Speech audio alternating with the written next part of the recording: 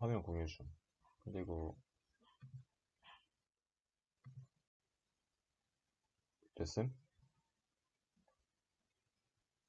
됐나요? 일단 그 상원 씨 마이크 좀 꺼주시면 감사하겠습니다.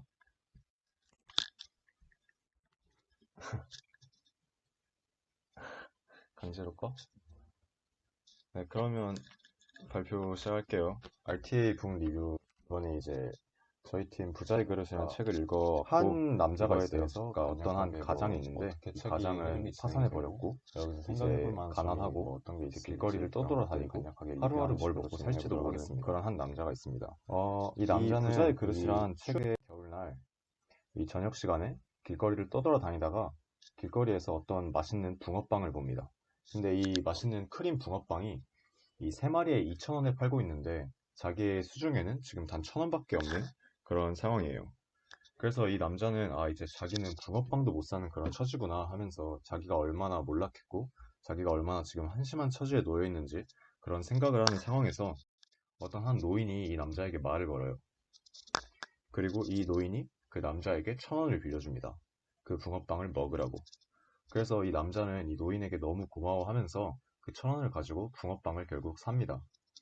근데 이 노인이 그러니까 이 남자는 이 노인에게 되게 고마웠는데 이 노인이 다음에 갑자기 하는 말이 아까 빌린 그 1,000원은 반드시 돌려달라는 말을 건넵니다.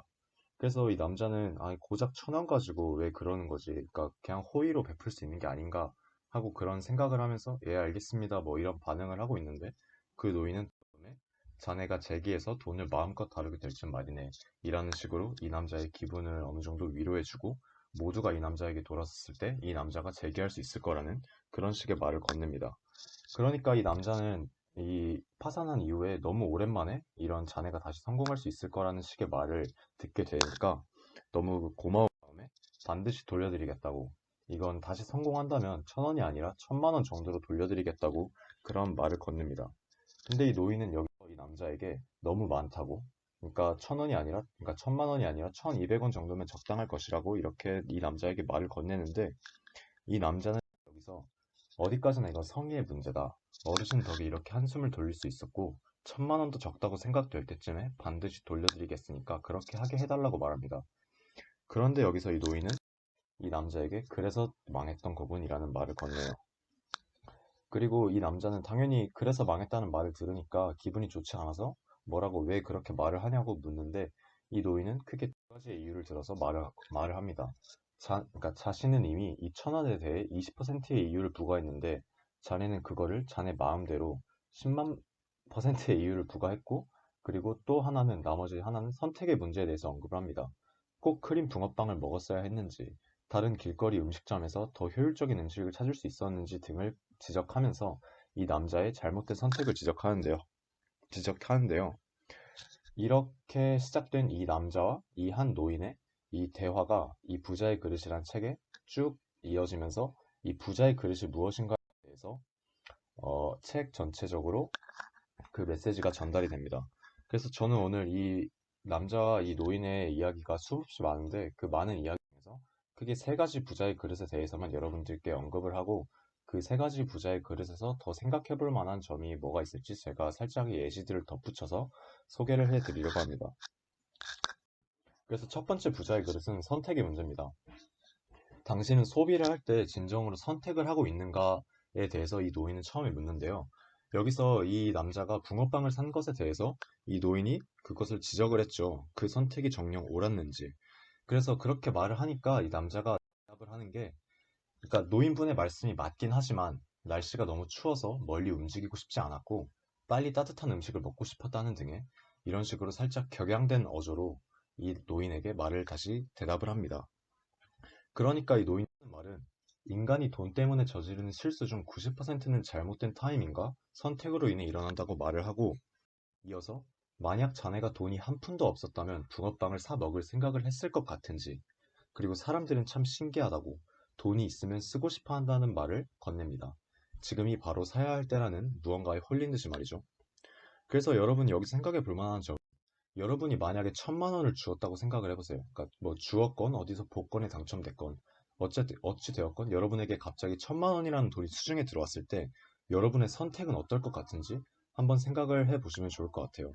여러분은 과연 돈을 통제할 것인지 아니면 돈에 통제당할 것인지 과연 여러분의 선택은 어떻게 진행될 것인지 한번 여러분이 고민을 해보시면 좋겠다는 생각에서 이 첫 번째 테마 선택의 부자의 그릇을 가져왔고 이 사람들은 사야 할 때라는 말을 할 때 자기에게 돈이 들어오면 지금 원함으로 사야 한다. 그리고 사회적 흐름이나 경제적 흐름으로 고려해 볼 때 적절한 타이밍으로 사야 한다.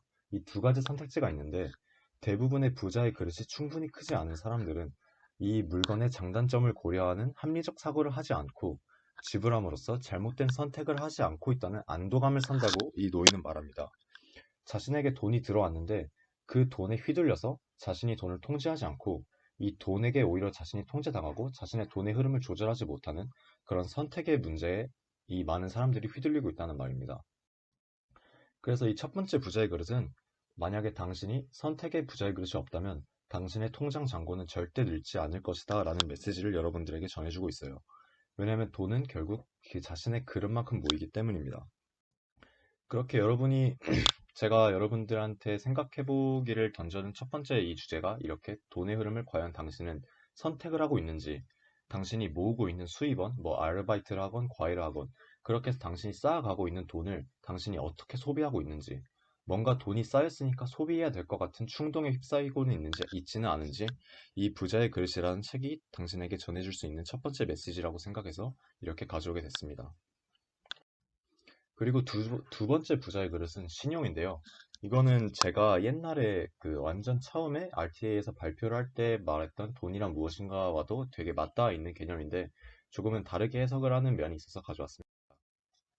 이 노인은 그때 제가 말했던 것처럼 이 남자에게 돈이 어디서 생기느냐고 생각을 하는지, 그러니까 단순히 화폐를 찍어서야만 생기는 것이 돈이라고 생각하는지 질문을 건네고 이어서 돈은 그렇게 만들어지는 게 아니라 다른 사람에게서 가져오지는 그런 것이라고 말을 합니다.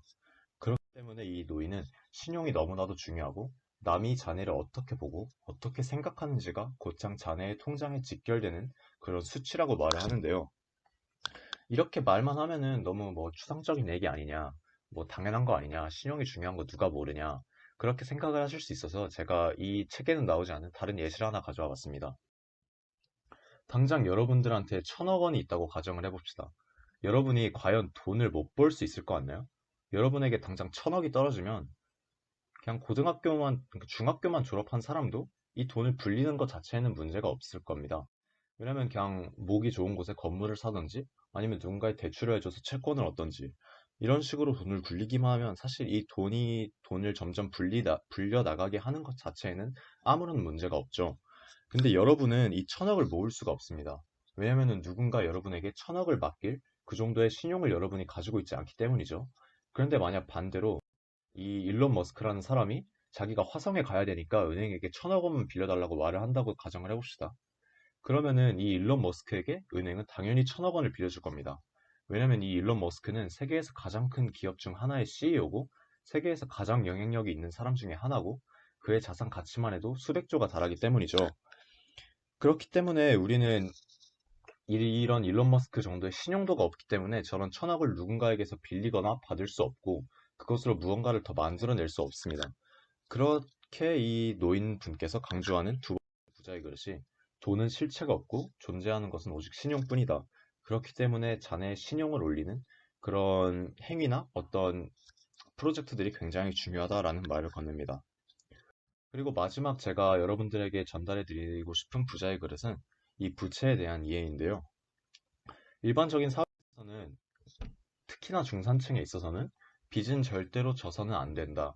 그리고 돈에 지배당하는 노예의 삶을 살게 될 것이고 평생 이 자본주의의 톱니바퀴로서 살아야만 한다라는 말을 건넵니다. 그리고 이 책이 이제 일본인 저자에 의해서 쓰여진 책인데 일본 같은 경우에는 버블 경제 이후에 특히나 더 저축하고 아끼는 문화가 발달했기 때문에 우리 뭐 한국 이상으로 그런 문화가 심했죠. 근데 이 노인이 건네는 이 사람들이 많이 착각을 하는데 이 회사가 망하는 건 빚 때문이 아니라 사실은 수중에 돈이 없어지기 때문이다. 내가 운용할 수 있는 자산이 사라지기 때문이다라고 말을 합니다. 그리고 말하는 말이 이 경영자라면, 그러니까 뭐 어떤 사업을 키우고 자기가 이제 진정으로 돈을 통제하려는 사람이라면 이 부채, 그러니까 누군가에게 빚을 지는 것은 재료고 이 금리는 재료의 조달 비용이라고 생각한다라고 말을 건넵니다. 예를 들어 제가 100억을 빌리고 그것에 대한 이자가 1년에 1억을 제가 지출을 해야 된다면 제가 1년에 1억이라는 돈만 지출을 하면 그 100억이라는 돈은 갚지 않아도 되기 때문에 이 노인분은 회사는 조달 비용만 계속 지불하면 재료의 값은 갚지 않아도 되고 이 1000억이라는 돈은 아니 이 100억이라는 돈은 계속 우리 회사의 자금으로 더 많은 것을 할 수 있게 해준다라고 말을 합니다.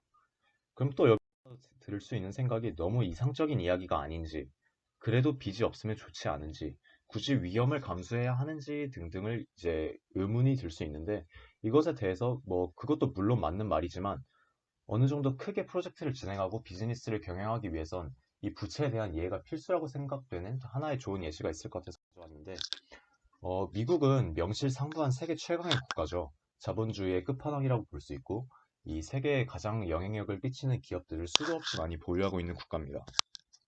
근데 이 미국의 국가 부채는 자그마치 4경원입니다. 뭐 28조 달러에 이른다고 그렇게 보도가 된 걸 본 적이 있는데 이렇게 어마어마한 빚을 지고 있음에도 불구하고 미국은 명실상부한 세계 최강의 국가죠. 그리고 이 세계에서 미국의 영향력이 닿지 않는 곳이 없을 정도로 그 강한 영향력을 자본적으로 끼치고 있는 나라입니다. 그런데 이 미국은 사경의 부채를 가지고 있음에도 이 빚 때문에 허덕이거나 그런 영향력을 잃지 않죠. 왜냐하면 이 미국은 그 안에서 부채의 이자를 모두 갚기 때문입니다. 물론 이 국가 부채가 너무나도 증가해서 국가가 파산을 하고 부도가 나는 경우도 있긴 합니다. 하지만 이 노인이 말하는 이 부채에 대한 이해는 결국에 그 부채를 얼마나 효율적으로 잘 관리하고 이해하느냐에 대해서 우리가 알아야 한다는 겁니다. 단순히 그 부채에 대한 거를 악의 이미지로 아예 그냥 해서는 안 되는 것, 빌려서는 안 되는 것, 그런 것으로 치부할 게 아니라 그 부채를 올바르게 이해하는 것이 이 부자의 그릇 중 하나라고 말을 해요. 그리고 여기서 또 나오는 게 때문에 다시 신용이 중요하다는 걸 알 수 있습니다. 왜냐하면 이 사경원의 부채가 있는데 미국이 또 계속 돌아가는 이유는 미국이라는 나라는 굉장히 권위 있고 이 세계 최고의 강대국이기 때문에 그 사경원에 대한 부채의 조달 비용, 이자나 이런 리스크들을 크게 측정하지 않겠죠. 다른 기업이나 나라들이. 그렇기 때문에 예를 들어서 우리나라, 그러니까 뭐 한국이 사경원의 부채가 있으면 한국은 아마 부도가 날 겁니다. 왜냐하면 그런 모든 이자들을 감당할 수 없고 미국보다 훨씬 더 이 부채에 대한 이자의 측정 비율이 크겠죠. 그렇기 때문에 이게 두 번째 부자의 그릇은 신용과도 이어지는 맥락이라고 볼 수 있고, 어쨌건 결론적으로 이 세 번째 부자의 그릇은 비즈니스의 중요한 것은 부채를 지지하는 것이 아니라 이 어떻게 부채라는 재료를 감당하고 활용할 것인가라는 그런 메시지였습니다. 그렇게 이 노인과 가장의 이야기는 총 3부에 걸쳐서 진행이 되는데 제가 가져온 이 세 가지 부자의 그릇에 대한 이야기는 이 하나하나 가져온 건 아니고 그냥 제가 봤을 때 인상 깊었던 것 세 가지를 여러분들께 전달을 드렸는데 이렇게 쭉 3부에 이어서 수많은 부자의 그릇에 관해서 이 노인과 가장이 꽤나 흥미롭게 어떤 스토리적인 서사들을 섞어서 이야기를 진행을 합니다.